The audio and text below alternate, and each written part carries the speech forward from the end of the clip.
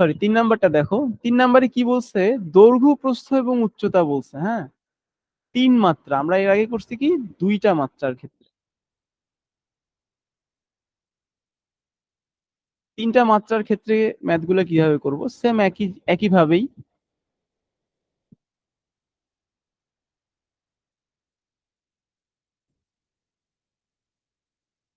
ঠিক আছে। এখন বলছে দৈর্ঘ্য, প্রস্থ এবং উচ্চতা। ধরে নিলাম দৈর্ঘ্য এটা, দৈর্ঘ্য হচ্ছে 3, প্রস্থ হচ্ছে 2, উচ্চতা হচ্ছে 1। ঠিক আছে, বুঝতে পারছো? রাজ, বুঝতে পারছো তো ড্রয়িংটা Yes, sir. দেখে? একটা 3D একটা জিনিস কল্পনা করো, এটাকে একটা 3D জিনিস কল্পনা করো। ঠিক আছে, একটা কল্পনা করো যে এটা একটা বক্স বা কোনো একটা উম, মাটি দিয়ে তৈরি কোনো একটা ইট, এরকম প্রস্থ আছে, উচ্চতা আছে। ঠিক আছে, একটা ঘন বস্তু কল্পনা করো। এখন বলছে কি, এই যে 18 সেন্টিমিটার, অর্থাৎ দৈর্ঘ্য, প্রস্থ, উচ্চতা, এই তিনটা যোগ করে কত হয়েছে? 18 স্যার। এই তিনটা যোগ করে হয়েছে 18। ঠিক আছে, এখন আর আমাদের কাছে কি দেয়া আছে? অনুপাত দেয়া আছে, তাই না? এটা হচ্ছে জি প্রস্থ, স্যার। এটা হচ্ছে দৈর্ঘ্য, এটা হচ্ছে উচ্চতা। আমাদেরকে বলা আছে দৈর্ঘ্য যোগ প্রস্থ যোগ উচ্চতা হচ্ছে 18, 18 একক। ঠিক আছে, আর আমাদেরকে বের করতে অনুপাত দেয়া আছে কত? 3:2:1। ঠিক আছে, 3:2:1। এখন আমাদেরকে বের করতে বলছে, এটা তো আমাদেরকে একটা ধারণা দিছে যে হ্যাঁ, যদি দৈর্ঘ্য 3 মিটার হয়, প্রস্থ 2 মিটার হবে, উচ্চতা 1 মিটার হবে। তাহলে তোমরা আমাকে বলো তো, যদি দৈর্ঘ্য 6 মিটার হয়, তাহলে প্রস্থ কত হবে? Sir 4 meter. 4 মিটার। উচ্চতা কত মিটার হবে? Sir 2 meter. 2 মিটার। তাহলে এখন আবার বলো তো, দেখো এই এই তিনটা যোগ করে কত হয়? 3, 2, 1 যোগ করে কত হয়? 6 হয়। কিন্তু ওরা কি বলছে? যোগফল 6 না, যোগফল হবে 18। তাহলে আমরা এটার সাথে 2 গুণ করে নিলাম। দেখো 2 গুণ করে নেওয়ার পর কত হয়? 6, 4, 4, 2 হয়। যদি 6 মিটার, 4 মিটার, 2 মিটার। এখন দেখো তো 6, 4, 2 যোগ করে কত হয়? স্যার 12। 12। তাহলে কি 18 হচ্ছে? 18 হচ্ছে না, তার মানে 12 এটাও হবে না। তাহলে এটার সাথে 3 গুণ করি। ধরে নাও দৈর্ঘ্য হচ্ছে 9 মিটার, দৈর্ঘ্য 9 মিটার হলে প্রস্থ কত হবে? Sir 6 meter. 6 মিটার। উচ্চতা কত হবে? 3 মিটার। 3 মিটার। এবার তিনটা যোগ করো তো, কত হয়? স্যার 18। এবার হয় 18। তাহলে আমরা পেয়ে গেলাম না? আমাদেরকে কি বলছে? উচ্চতা চাইছে। উচ্চতা তাহলে কত হবে বলো তো? Sir 3 meter. এই তো, ভেরি গুড। বুঝতে পেরেছো কিভাবে আসলো? জি অ্যাকচুয়ালি স্যার। অনুপাতটা থেকে আমরা কিভাবে পেলাম? এখন কথা হচ্ছে, তোমাকে 18 না দিয়ে তোমাকে বলা হলো 180, তিনটা বাহুর যোগফল 180। সেক্ষেত্রে তুমি কত দূর পর্যন্ত করবা? বারবার করতে করতে কত দূর যাবা? 9 এর পরে ধরো যে প্রথমে 2 দিয়ে গুণ করছি, 3 দিয়ে গুণ করছি, তারপরে 4 দিয়ে গুণ করলাম। ধরো 4 দিয়ে গুণ করলে কত হবে? 3, 4, 12, 12:8:4, তাই না? এরকম হবে। তাহলে 12, 8, 4 কত হয়? 24। তার মানে 24 না, এভাবে গুণ করতে করতে, বারবার করতে করতে কখন আমরা 80-তে পৌঁছাবো? একটা সহজ নিয়ম আছে। হ্যাঁ, 180-তে পৌঁছাবো। তো এটা অনেক একটা লেন্দি প্রসেস হয়ে যাবে না? জি স্যার। তাহলে এই লেন্দি প্রসেসটা অ্যাভয়েড করার জন্য আমরা একটা সিম্পল ট্রিক্স ফলো করব। ঠিক আছে, একটা শর্টকাট ফলো করব। আমি জাস্ট এই এই জিনিসটা তোমাদেরকে দেখালাম, জাস্ট কনসেপ্টটা বোঝার জন্য যে অ্যাকচুয়ালি অনুপাত জিনিসটা আসতেছে কিভাবে, যেটা তোমাদেরকে পরবর্তী ট্রিক্সটা বুঝতেও সহায়তা করবে। দেখো, স্যার আমরা কি 4 নাম্বার দিতে পারি স্যার? এই যে 3 নাম্বারটা একটু সলভ করে দেই, রাজের জন্য একটু সলভ করে দিচ্ছি। ঠিক আছে, রাজ সম্ভবত রাজের জন্য একটু সুবিধা হবে বলে দিলে। তারপরে আমরা 4 নাম্বারে যাচ্ছি। দেখো এখন হচ্ছে কত? 18। কত যোগফল কত? 18। 18টা লিখলাম। 18 লেখার পরে আমরা কি করব? গুণ চিহ্ন দিব। এখন দেখো, তারপরে অনুপাত যেটা দেয়া আছে, এই অনুপাতের আমরা যোগফল নির্ণয় করব। ঠিক আছে, অনুপাতের যোগফল কত এখানে? অনুপাতের যোগফল হচ্ছে 6।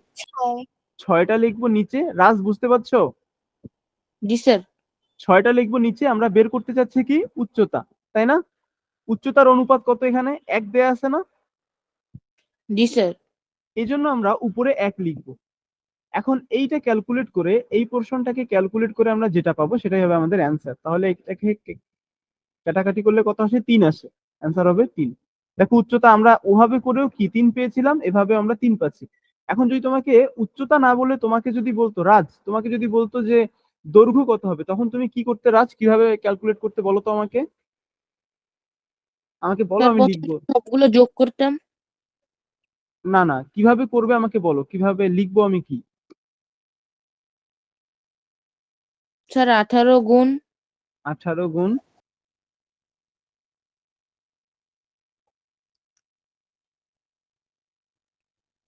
স্যার 6 উপরে 3।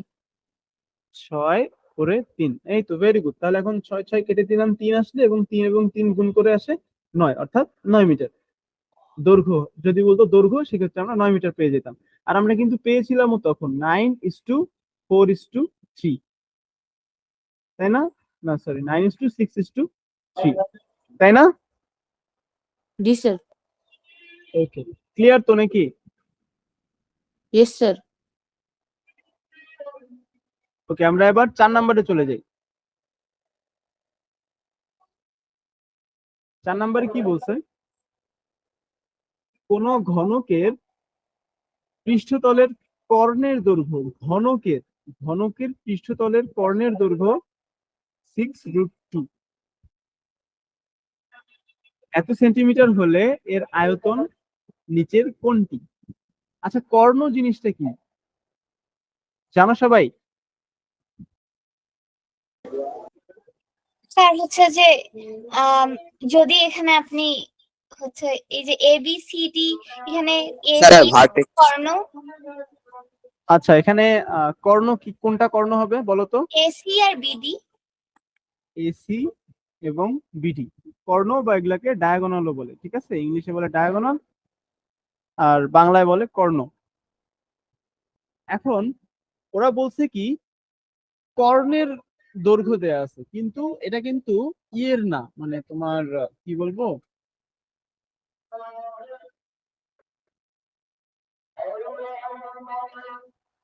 কোনো আয়তাকার কোনো ক্ষেত্রের না, দেয়া আছে একটা ঘনকের, ঠিক আছে? একটা ঘনকের পৃষ্ঠতলের কর্ণ, ঘনকের পৃষ্ঠতলের। এগুলা কিন্তু বোঝার ব্যাপার।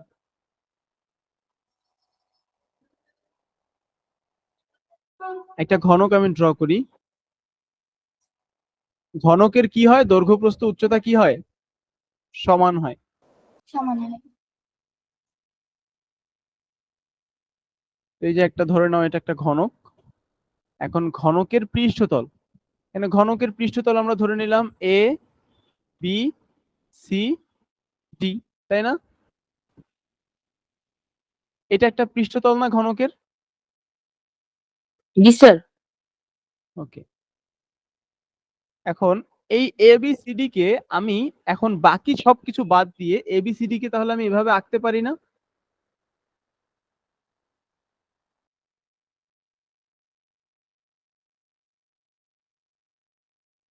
এভাবে আঁকা যায় না? এই তলটা, শুধু একটা তলকে আমি নিয়ে আসলাম এখানে, এখান থেকে আমি একটা তলকে নিয়ে আসলাম, এবিসিডি তলটাকে, ঠিক আছে? বুঝতে পারছো তো নাকি? আর ওরা বলছে কি ঘনকের একটা তলের, এই যে ঘনকের পৃষ্ঠতলের কর্ণ, ঘনকের পৃষ্ঠতলের কর্ণ হচ্ছে কি এই যে এইটা হইতে পারে, বা এইটা হইতে পারে। দুইটা কর্ণ কি হবে? সমান হবে না আলাদা হবে বলো তো রাজ? সমান। স্যার সমান। সমান হবে। তো যে কোনো একটা কর্ণকে আমরা কনসিডার করতে পারি। তো ধরে নাও আমরা এই বিসি কে কনসিডার করলাম, ঠিক আছে? এখন দেখো, এখানে দেখো এবি, তারপরে বিডি, সিডি এবং এসি, এই বাহুগুলো কি সমান হবে না আলাদা হবে বলো তো? সমান। স্যার সমান। হ্যাঁ, সমান হবে। দেখো কারণ কি ঘনকের দৈর্ঘ্য প্রস্থ উচ্চতা সমান। তার মানে কি এবি কে যদি দৈর্ঘ্য ধরো তাহলে কি বিসি হবে প্রস্থ। তাহলে দেখো বিসি সমান এডি, আবার এবি সমান সিডি, তাই না? বিসি সমান এডি, আবার এবি সমান এডি সমান বিসি, আবার আমরা বলতে পারি এ বি সমান সিডি। এতটুকু বুঝতে পেরেছো তো নাকি সবাই? জি স্যার।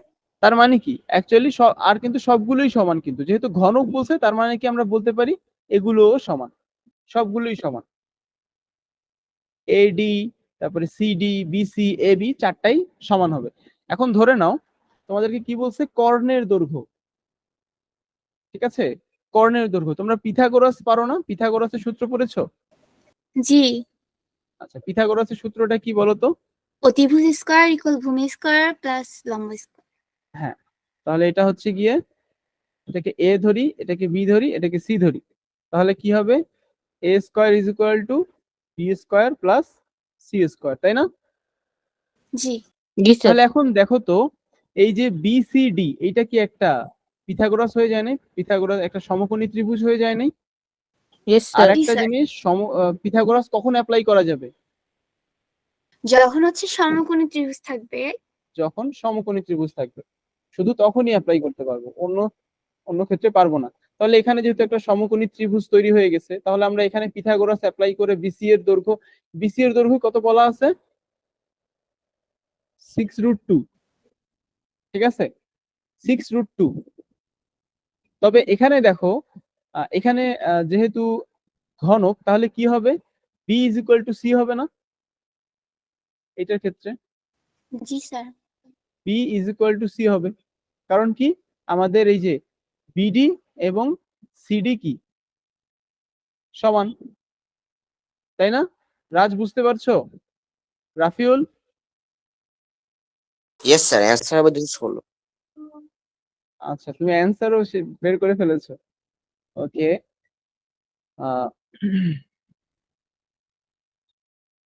তাহলে আমরা কর্ণ কি জানি? বিসি। বিসি এর উপরে স্কয়ার দিব আমরা, অর্থাৎ 6√2 এর উপরে আমরা কি দিব?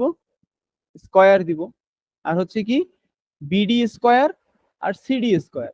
বিডি কে ধরে নিলাম আমরা কি এক্স ধরে নিলাম, ঠিক আছে? এটাকে ধরে নিলাম এক্স। বিডি যদি এক্স হয় তাহলে কি সিডিও এক্স হবে না? জি স্যার। রাজ, বিডি কে জি যদি স্যার। আমরা এক্স দিই তাহলে সিডি কেও আমরা এক্স বলতে পারি। তাহলে আমরা বলতে পারি না বিডি স্কয়ার মানে কি x square plus CD square মানে এক্স স্কয়ার, তার মানে কি 2x স্কয়ার। তাহলে এখন এটাকে যদি আমরা ক্যালকুলেট করি তাহলে আমরা কি পাই দেখো তো? 2x square is equal to 6√2 whole square, ঠিক আছে?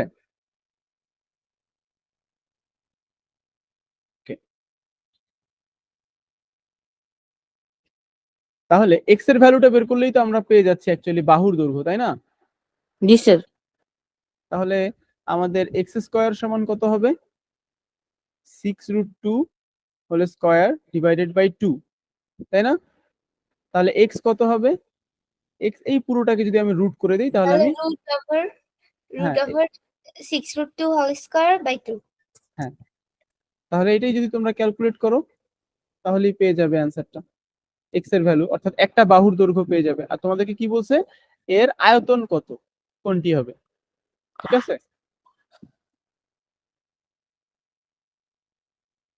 তাহলে এই যে এটাকে যদি এখন আমরা কি করে দেই, এইটা ক্যালকুলেট করলে কত আসে বলো তো কেউ একজন? স্যার উপরে 72 আছে।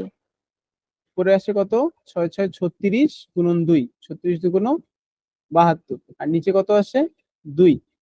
স্যার 2। এটাকে আবার রুট, আবার 72 কে 2 দিয়ে ভাগ করলে কত হয়? 36। স্যার 36, তাহলে 36 রুট উপর ওভার 6। 36 হলে তাহলে হচ্ছে 6।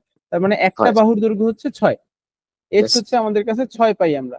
তাহলে এক্স কিউব কত হবে? 6 ইন্টু X 6 কিউব হবে ইন্টু 216। 6, 216 হয়। 216। তাহলে অ্যান্সার হবে আমাদের গ। বুঝতে পেরেছি?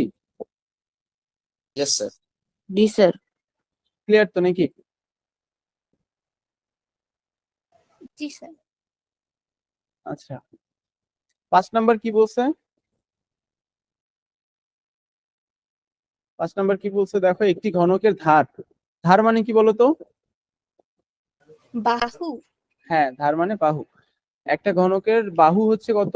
2 সেন্টিমিটার হলে পরিসীমা কত সেন্টিমিটার?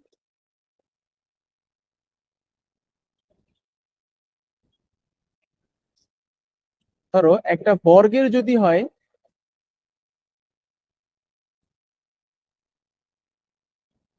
একটা বর্গের যদি একটা বাহু যদি 2 হয় তাহলে পরিসীমা কত হবে বলতো? 24। ও না, এইখানে হবে 4। এটার ক্ষেত্রে হবে 4 না 8? আহ পরিসীমা ও ও হ্যাঁ 8। দুই পরিসীমা যোগ হবে 8 পরিসীমা যোগ 8 আর ক্ষেত্রফল 4। আচ্ছা, এখন তাহলে ঘনকের ক্ষেত্রে কি হবে? এটা তো গেল 2D ঘনকের একটা, ক্ষেত্রে হচ্ছে ঘনকটা হচ্ছে যেহেতু 3D। ঘনকের বাহু 12টা, তাই হচ্ছে 12-র সাথে যদি আমরা 2 গুণ করি তাহলেই তো পেয়ে যাচ্ছি পরিসীমা। হ্যাঁ, ভেরি গুড। এই দেখো আমরা কিন্তু এখানে 4টা বাহু পেলাম, 4টা 4টা 8টা, আর এই যে এখানে আরো দিলাম 4টা 12টা। 12টা বাহু, প্রত্যেকটা বাহু 2 সেন্টিমিটার করে, তাহলে 12টা বাহু হচ্ছে 24 সেন্টিমিটার। অ্যান্সার হবে 24 সেন্টিমিটার। বুঝতে পেরেছো? জি স্যার।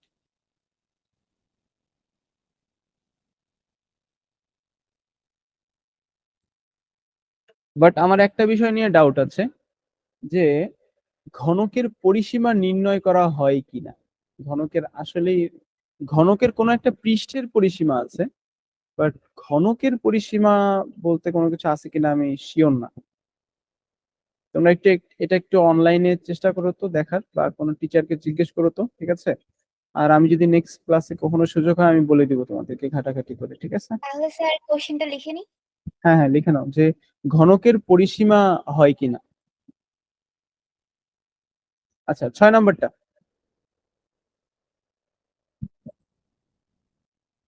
কোন একটি ঘনকের এক বাহুর দৈর্ঘ্য 5 সেন্টিমিটার হলে তার সমগ্র তলের ক্ষেত্রফল কত? ঘনকের বলছে, দেখো এটা কিন্তু প্লাস পয়েন্ট আছে। ঘনকের বলছে, ঘনকের এক বাহুর দৈর্ঘ্য 5 সেন্টিমিটার হলে ঘনকের একটা তলের ক্ষেত্রফল কত হবে? রাজ বলো তো।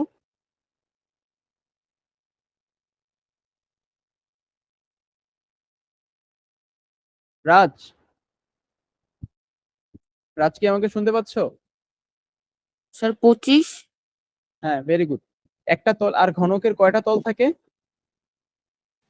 6টা। 6টা। 6টা তল থাকে। এখন দেখো বলছে কি ঘনকের এক বাহুর দৈর্ঘ্য 5 সেন্টিমিটার, তাহলে একটা তলের ক্ষেত্রফল হচ্ছে আমরা কত পেলাম? 25 সেন্টিমিটার স্কয়ার বা বর্গ সেন্টিমিটার। তাহলে এখন আমরা জানি কি সমগ্র তলের কথা বলছে, তার মানে 6টা তল থাকে। 6 150। 6টা, এখন তাহলে 25-এর সাথে যদি 6 গুণ করে ফেলি তাহলে আমরা একটা তলের ক্ষেত্রফল হচ্ছে 25, তাহলে 6টা তলের ক্ষেত্রফল কত হবে? স্যার 150। 150। 150 সেন্টিমিটার স্কয়ার বা বর্গ সেন্টিমিটার, ঠিক আছে? তাহলে হবে 150। 7 নাম্বার কি বলছে? রাজ বুঝতে পেরেছো তো নাকি?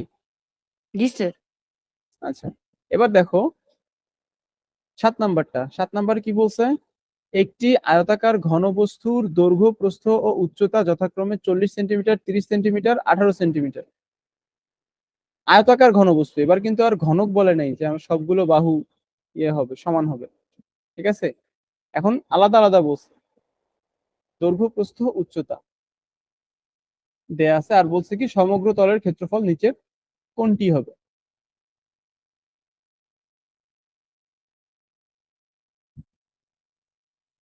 তাহলে ধরো একটা 40, একটা 30, আর একটা হচ্ছে 18, তাই না? তাহলে একটা তলের ক্ষেত্রফল হবে এইটা 40 × 30। উপরের তলের ক্ষেত্রফলও কি হবে? 40 × 30, তাই না? জি স্যার। এই তল, উপরের তলটা, এবং এই যে নিচের তলটা, এই দুটো তলের ক্ষেত্রফল কত হবে? নিচের তলের ক্ষেত্রফল হচ্ছে 40 × 30, ঠিক আছে? আর তাহলে তাহলে উপরেরটারও হবে 40 × 30, তাহলে একই ক্ষেত্রফলের কয়টা তল আছে আমাদের? 2টা তল, ঠিক আছে? তাহলে এইটা একটা গেল 2 × 40 × 30। তারপরে এখন এই যে সাইডের তলগুলো দেখো, সাইডে কয়টা তল আছে? এই যে এই তল আর এই তল, এই দুটো তল কিন্তু আবার সমান হবে, আবার এই যে পিছনের এই তল আর সামনের এই সামনে যে তলটা দেখতে পাচ্ছ সেই তলের ক্ষেত্রফল আবার একরকম হবে। দেখো এই যে এইটা যদি হয় 40 যদি হয় ইয়া আর উচ্চতা হচ্ছে কত আমাদের 18, তাহলে 40 আর 18 গুণ করলে আমরা এই তলটার ক্ষেত্রফল পাবো না? জি বুঝতে স্যার। পারছো? একটু অগোছালো হয়ে যাচ্ছে। আরেকটা ড্র করি। ড্র না করলে এগুলো বোঝা একটু টাফ।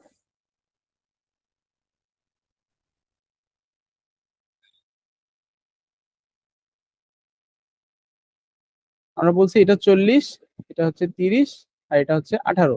তাহলে এখন এই তলের ক্ষেত্রফল আমাদের কত হবে বলো তো রাজ? কত কত গুণ করলে এই তলের ক্ষেত্রফল পাবো? স্যার 40 গুণ 18। রাজ, জি স্যার, আরেকবার বলবেন? এই যে যেই তলটা আমি মার্ক করে দিয়েছি এই তলের ক্ষেত্রফল কিভাবে পাবো? কত কত গুণ করলে?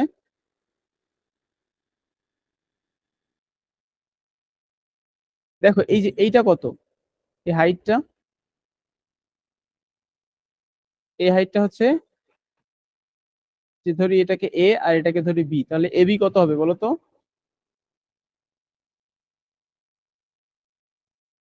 40 গুণ 18। হ্যাঁ 40 গুণ 18।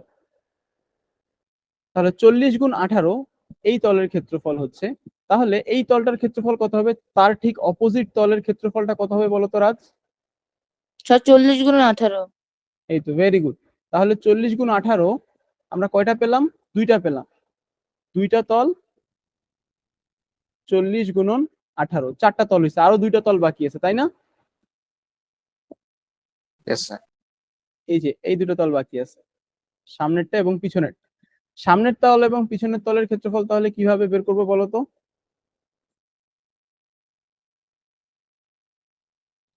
সামনের তলের ক্ষেত্রফল কত হবে? সামনের তলটা 30 গুণ 18, পিছনেরটা ঠিক এক। এই যে সামনের তলটা হচ্ছে এইটা। আদনি বলো তো সামনের তলের ক্ষেত্রফলটা কত হবে?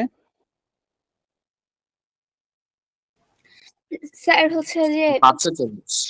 স্যার হচ্ছে যে 18 আর 30 গুণ করতে হবে। 18 আর 30 গুণ করতে হবে, ভেরি গুড। তাহলে এই যে স্যার সামনে একটা তল আছে 18 এবং 30, সামনের তলটা যদি 18 এবং 30 গুণ করে আমি ক্ষেত্রফল পাই, তাহলে পিছনের তলের ক্ষেত্রফল কত হবে? স্যার 540। সেম হবে। তাহলে কি 2 ইন্টু 30 গুণন 18। এখন দেখো এই যে টোটাল আমরা 6টা তলের ক্ষেত্রফল পাইলাম। এই 6টা তলের ক্ষেত্রফল যদি আমরা যোগ করি তাহলে আমরা পেয়ে যাব আমাদের অ্যান্সার, সমগ্র তলের ক্ষেত্রফল, তাই না? বুঝতে পেরেছো? জি স্যার। ওকে, এখন তোমরা এটা জাস্ট ক্যালকুলেট করলেই পেয়ে যাবে। আচ্ছা, আজকের ক্লাসটা এখানেই শেষ করি। আর তোমাদের আরো একটা কোশ্চেন সলভ করা বাকি আছে। তো কি করা যায়? তোমরা কি এক্সট্রা অন্য কোনো দিন সময় দিতে পারবে, নাকি নেক্সট স্যার প্রবলেম? অন্য কোনো নেক্সট, প্রবলেম সলভিং ক্লাসে। হ্যাঁ অন্য কোনো প্রবলেম সলভিং এ ইনশাআল্লাহ আমরা এটা নিয়ে কন্টিনিউ করব, ঠিক আছে? Okay sir. আচ্ছা স্যার। ওকে, আজকে এ পর্যন্তই থাক। 8 নাম্বার মনে রেখো যে 7 নাম্বার পর্যন্ত সলভ করেছি, এরপরে আমরা 8, 9, 10 সলভ করব। 8, 9, 10 সলভ ইজি আছে অবশ্য, তারপর ট্রাই করো, দেখো বুঝো কিনা। ঠিক আছে, 8, 9, 10 আমরা নেক্সট দিন করব, এবং তারপরে যে আরেকটা আছে কোশ্চেন, এই কোশ্চেন আমরা সলভ করব ইনশাআল্লাহ, ঠিক আছে? ওকে, ওকে স্যার। আল্লাহ হাফেজ। স্যার থ্যাংক আসসালামু ইউ আলাইকুম। আসসালামু আলাইকুম। আসসালামু আলাইকুম স্যার। ওয়ালাইকুম আসসালাম।